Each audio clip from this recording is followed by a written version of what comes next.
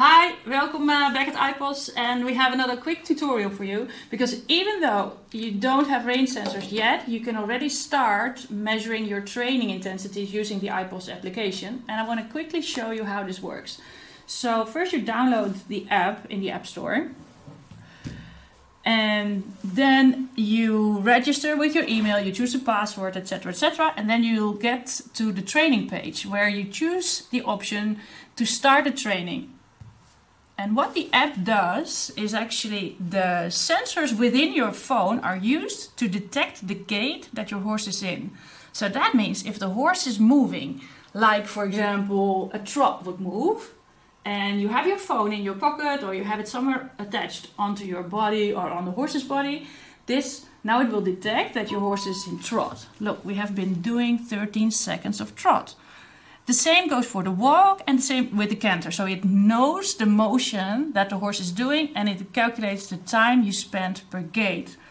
And this is important because you want to keep track of your training intensity and your training schedule. So you press hold and then it's processing the data. It says we have been in trot for 11 seconds, and you can give your training a name, you can store it with your horse's data, and it will end up in your personal logbook so that you can actually analyze the trainings that you have been doing. Let's go back and show you how a real training session might look. For example, here we have been doing a real training where the horse was walking for 17 minutes, trot for 8 minutes, and canter for 11 minutes. So this is interesting, eh? How heavy is that actually for a horse? And in this timeline you can see if you have been building up your session right. So have you been doing a good warm-up?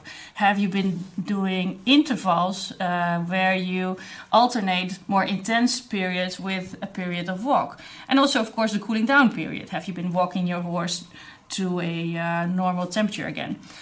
So this is a good analysis of your training. And then what we do is we give each of the gaits a intensity factor, and we combine all those data into one number, which is actually the training load for that day.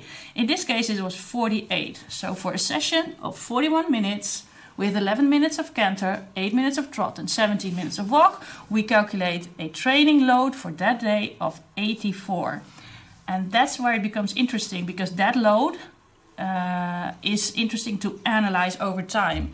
So you can measure each and every one of your training sessions for 21 days, and then you have your average load, which your horse is accustomed to, and then you can analyze if this one training session was actually really heavy for your horse.